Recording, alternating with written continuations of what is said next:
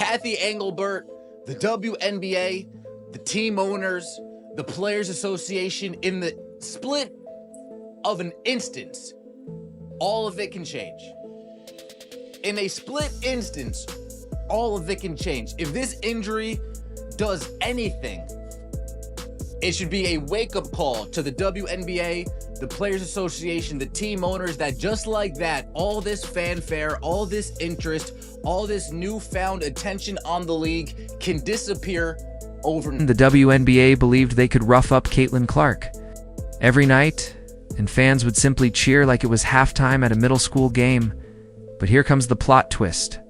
After Clark got body-checked like it was Game 7 of the NHL Finals, fans aren't just angry, they're boycotting like it's Black Friday, and the refs snatched their coupons. The league wanted physical play, but now it's facing a full-court protest. Who would have thought the road to equality meant throwing elbows at the league's MVP ticket sales? Brace yourselves as we dive straight into this saga. That Caitlin Clark will be out a minimum of 2 weeks with a quad injury. Could this injury have been prevented? Can the Indiana Fever win without her? And what does this mean for the The WNBA thought it was headed for a calm, drama-free season. That's cute. Just when everything seemed perfect, with ratings climbing, jerseys selling out, and every Fever game turning into a Taylor Swift-level event, Caitlin Clark's team flipped the script. Now she's benched. Fans are reacting like the planet just spun off its axis. And the WNBA is scrambling behind closed doors while putting on a public face that everything's under control. Spoiler, it's not. Back. We know Caitlin Clark was lost yesterday to an injury for at least 2 weeks. Now, the thing about it is they're going to reevaluate in 2 weeks.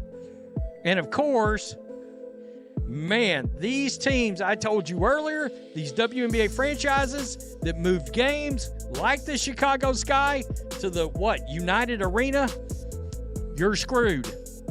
You're done. You're cooked. Nobody is going to show up to this thing. Chicago Sky can't sell out their own 9,000-something seat arena like it is. They couldn't when they were... 2 weeks, that's how long, Caitlin. Clark is sidelined with a strained quadriceps, not a tear, not a break, but just enough to flip the entire league script upside down. Her thigh basically filed for PTO, leaving the Fever's franchise star parked on the bench while the WNBA scrambles to keep the spotlight from dimming. And the reactions. Let's just say subtle doesn't quite cover it unless your definition of subtle is a full-blown public meltdown. My God, guys, breaking news. Caitlin Clark is hurt. I didn't believe it when I saw it myself. She's injured. She has a quad injury, a left quad injury. It's a quadriceps strain. And the team announced today, about 2 hours ago, she's going to be out 2 weeks at the minimum. 2 weeks without Caitlin Clark. This team is finished. Clark's fans arguably the most merch-wearing. Twitter shouting supporters since Michael Jordan's heyday are already staging emotional walkouts, turning a minor injury into a full-on revolution. I'm done watching until Clark returns. This league isn't worth it without her. Boycott the WNBA. That's the rallying cry. As if the league personally insulted their grandma and ran off with their dog. Meanwhile, every other player is trying to remind people, hey, we exist too, only for the internet to respond. Not now, sweetie. It's the latter. It could mean that Caitlin Clark could potentially miss the rest of the season. This 2-week timetable that people are running with, that's just when Caitlin Clark is going to be reevaluated. As of now, she will be reevaluated on June 9th. That does not mean, and it's highly unlikely, that June 9th or shortly thereafter is when Caitlin Clark is cleared to... In Indiana, you're suddenly finding out what life looks like without their golden goose. The Caitlin Clark show is on temporary hiatus, leaving Aaliyah Boston and Kelsey Mitchell to hold the franchise together with nothing but duct tape and grit. Mitchell's playing like she grew an extra lung. Boston's battling on the boards like she's fighting ghosts. And Coach Stephanie White is redrawing game plans like she's stuck in the Hunger Games. Yet somehow, Fever might just stay afloat, mainly because their upcoming opponents have been about as intimidating as lukewarm soup. No offense, Chicago Sky. Okay, maybe a little offense. There's no way Every team's going to come at them and try to take them out, especially without Caitlin. They're going to lose some games here, and that's going to set them back. It's really hard to believe this, but yeah, she's out. There's no other details. When did this happen? Could have happened in this game. We're not sure. Most likely at a practice yesterday. She's out for 2 weeks, man. Let's be honest. The most entertaining part of the WNBA right now isn't the scoreboard, the highlight reels, or even the basketball itself. It's watching the league try to act like the party's still alive when the life of that party, Caitlin Clark, just got benched. Before her injury, Clark wasn't just in the MVP race, she was the MVP race. Some tried to downplay it, saying she was just a solid rookie, but that's like saying Beyonce is decent for a singer. Clark wasn't only putting up numbers, was hauling an entire franchise back into relevance, like a one-woman rescue mission. She had the ratings, the sellouts, the celebrity shoutouts, the screaming fans, and the nosebleeds showing up in homemade glitter glue jerseys. She didn't just spark excitement. She rebooted the WNBA's entire algorithm. Chord-breaking views. Arenas suddenly packed again. Merch flying faster than Taylor Swift tickets, all of it pointed to a gravitational pull. And now, with the Queen temporarily sidelined, everyone's pretending the MVP race is wide open, as if the rest of the league wasn't orbiting her 5 minutes ago. Cute. NBA news. Caitlin Clark is out for a minimum of 2 weeks with a quad strain, and our next question is, what does this mean for the Fever? So Cece is going to be missing the second Sky rematch since playing them the first weekend of the season, which is definitely a bummer, but on the bright side, this injury doesn't seem too bad. It's just some quad tightness. But fear not, Fever fans. We talked to Caitlin earlier this month, and she doesn't seem too worried about the depth of this roster. So I think our depth is probably what I would worry about the most. You know, if somebody doesn't have it one night, you're just going to the next person on the bench and the next person. And, you know, we're going to have to be able to find a way to use that to the best of our ability. Caitlin seems like she has faith in her team, but we will see how this squad performs on the court without their number. But meanwhile, back in Indiana, the Fever are quietly piecing things together, and they might actually come out stronger because of it. Without Clark carrying the load, the rest of the roster is stepping up. And when she returns, rested, refocused, and completely fed up with the noise, it's going to be a show. Picture Clark storming back onto the court, drilling threes from the parking lot and silencing every doubter who wrote her off after 2 weeks of quad rehab. That's not just a comeback. That's an encore. And here's the twist. If the Fever can survive this stretch, stay competitive, and maybe even sneak out a couple of wins, they're going to be a real problem. With Clark healthy, Boston locked in, and Mitchell fired up, you're suddenly staring at a playoff spoiler with the momentum of a freight train. So yes, Caitlin Clark is sidelined for now. But the WNBA is still rolling, maybe even louder than before, because every storyline is boiling at once. MVP drama, rising stars, fan feuds, conspiracy chatter, and the countdown to Clark's inevitable comeback tour. Just as I started talking about Caitlin Clark being in the MVP race, it is announced that she suffered a left quad injury and she is going to miss at least 2 weeks. And this is such a bummer because the Fever were off to a great start this season. Caitlin Clark was playing out of her mind. She had already broken some records in the first 3 games, and now she's going to be sidelined for 2 weeks. We'll see how the team will hold up without her. Obviously, she's the primary ball handler, playmaker, and shot maker.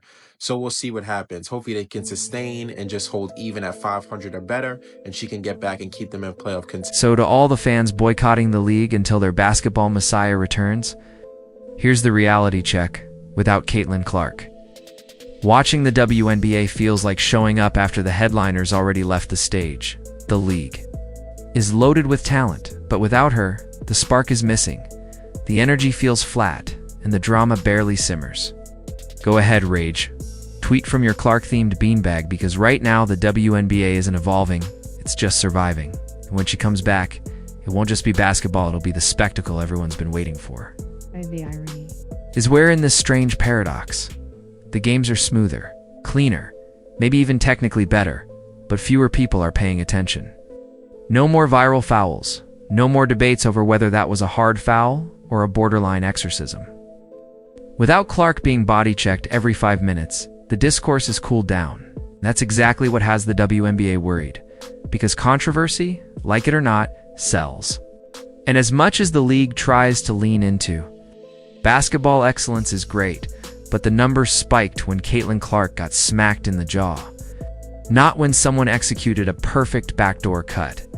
The headlines didn't blow up when Arik Ogunbowale dropped 30. They blew up when Clark got fouled hard and someone tweeted assault.